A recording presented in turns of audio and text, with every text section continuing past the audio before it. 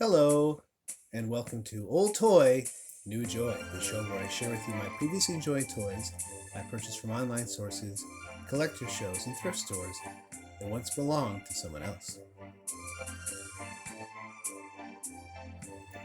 If you've watched this show before, you know that I like collecting baseball cards of the 1950s, particularly baseball cards of players who integrated the major leagues, as well as the Pacific Coast League.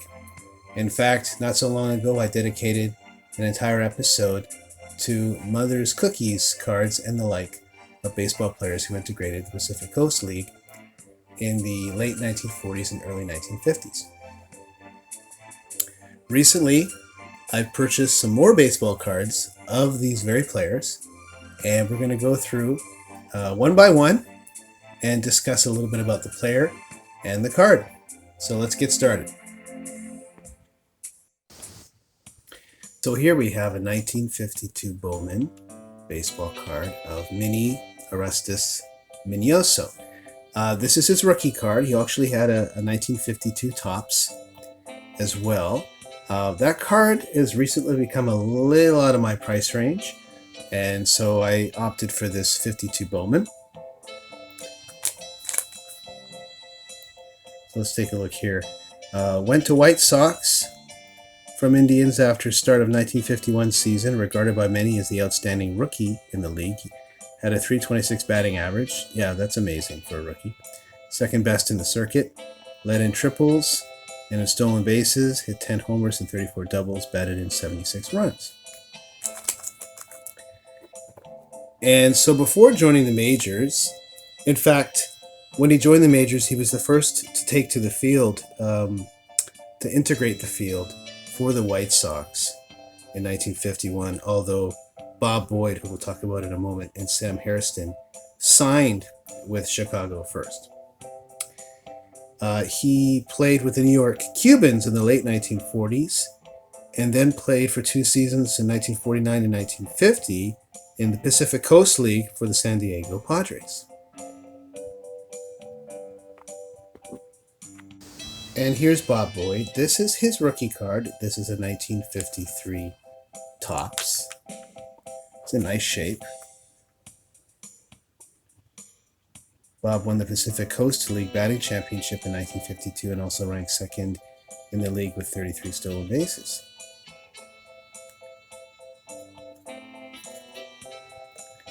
And so, as I mentioned before,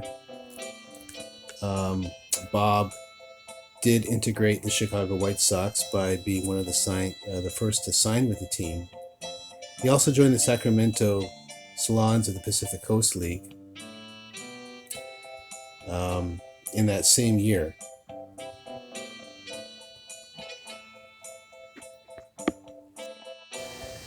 And here we have another 1953 Tops and another rookie card. I love this picture that they decided to use. Most of the 1953 Tops I have, and I do have a lot of them, are just a profile picture. Not too many full body stances like this one. So let's take a look here. They also mentioned the Pacific Coast League on this card. The PCL's Rookie of the Year. So Bob Boyd was the batting champion. Carlos Bernier was the Rookie of the Year in 1952, playing for Hollywood, the Hollywood Stars. He stole 65 bases, 22 more than the former league record. Wow, not bad.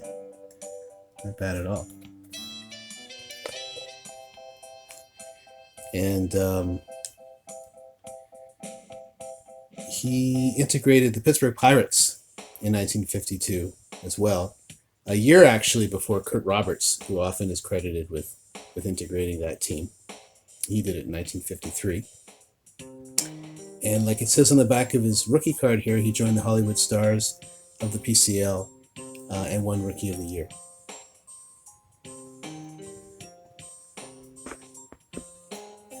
And here's the first of 2 Mother's Cookies cards we're going to talk about. This is Roy Welmaker's 1953 Mother's Cookies card. He also has a 52, which is a little pricey right now on eBay. So I opted for this one. I love it. I think it's a beautiful card. As you may know, I'm a huge fan of the Mother's Cookies cards.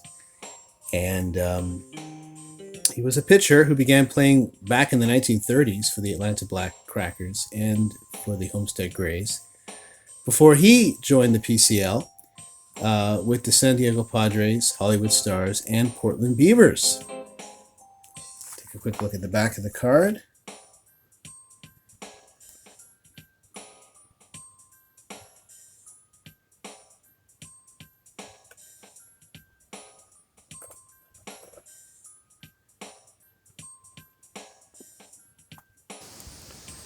Here we have Jehoshi Hurd. He's a pitcher with the Baltimore Orioles. This is his 1954 Tops card, which is his only Major League Baseball card, and so his rookie card. It was actually tough to find this card. I looked for this card for a couple years. And here's the back. Little Jehosie. Yeah, he was short. 5'7.5". Short for a baseball player, I guess. Little Jehosie has been in organized baseball only 2 seasons, and each has been a winning one. He was bought by the Orioles last winter after compiling a good record at Portland of the tough Pacific Coast League. In his rookie year at Victoria, he won 20 and lost 12, not bad, with an ERA of 2.94 and 216 strikeouts. He pitched in Venezuela last winter. Venezuelan Winter League, right. So, he played for the Birmingham Black Barons in the 1940s, actually, and joined the Portland Beavers of the PCL in 1953, and then integrated the Baltimore Orioles later that year.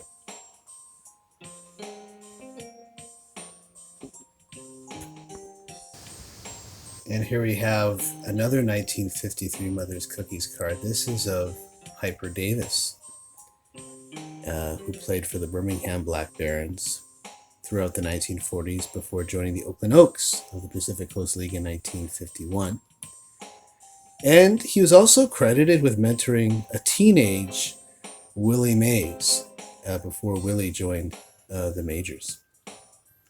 And this is one of my nicer looking Mother's Cookies cards. They're tough to find in this condition. Here's the back. So I now have Piper and one of the Roys. I have cards that I featured on the other episode are Artie Wilson and Frankie Austin and Tom Alston. And now I just need to get Gene Baker, which is a 53 Mother's Cookies, a 52 Mother's Cookies, Bob Thurman, it's the one I really want. And we'll see if I can get the 52 Mother's Cookies, Roy Welmaker. And this is a 1957 Tops Bob Thurman. He'd been around for a while, but this was his first Tops baseball card. So it is his mainline rookie card. Let's take a look at the back here. Bob is a good man to have around, especially when he performs as he did last season, finding himself in the company of the league's most feared sluggers. Bob joined the trend and became a terror at the plate. Out of baseball for 2 years, he joined the Redlegs and put on his hitting shoes last year. And then we see he played for Newark, Springfield, San Francisco, and Cincinnati. So, let's talk a little bit about Bob.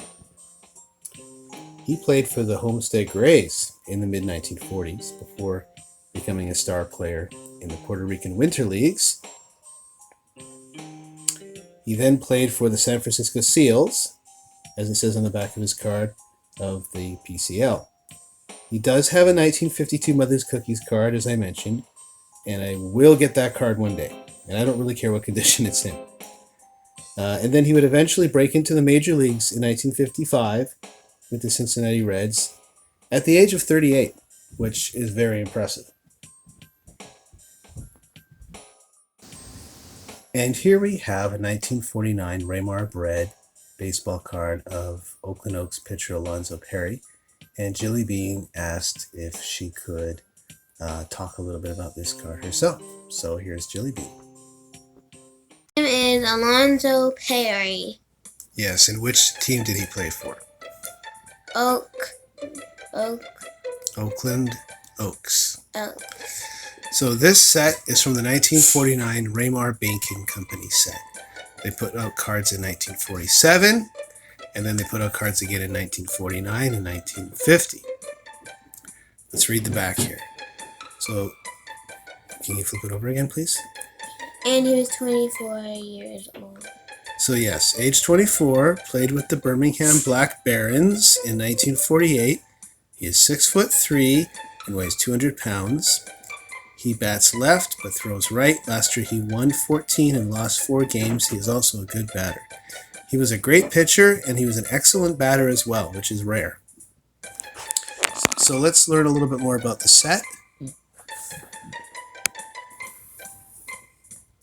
So yes, after a 1-year hiatus, Raymar was back in 1949 with a 32-card set of the Oakland Oaks of the AAA Pacific Coast League.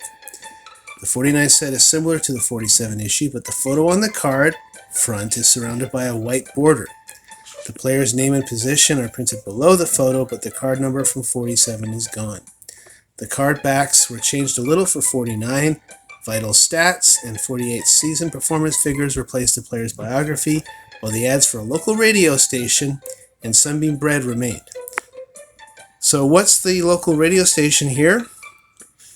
Listen to baseball play-by-play with Bud Foster, KLX 910 on your dial. And then there's the picture of the Sunbeam Bread package. So it's got a little girl eating a sandwich. So there's a card inside? What do you mean? I thought you said there was a card inside. Oh, there would have been probably a baseball card packaged with the bread. Oh. Yeah. So little boys and girls would have begged their mom to buy the bread so that they could get the baseball card inside. And I don't think too many of these cards were damaged, but the cards that came with hot dog wieners, because that was also a common thing to do, sometimes there'd be like hot dog juice on the card. Oh, That's gross. weird. Yeah. Thank you, Jelly Bean. And Raymar Bread also put out cards of Artie Wilson, who we've talked about before, in 1949 and 1950. And they also put out in 1950 a card for the great Ray or Raphael Noble, who had a brief stint in the major leagues and appears on a 1951 Bowman baseball card, which I featured in my first 50s baseball card video. So, I want to thank you for joining me today as I speak about my 1950s Pacific Coast League integration era baseball cards. Thank you so much for tuning in, and if you liked the video, please like the video and we'll keep them coming. So until next time, this is your Toy Whisperer saying goodbye for now on Old Toy, New Joy.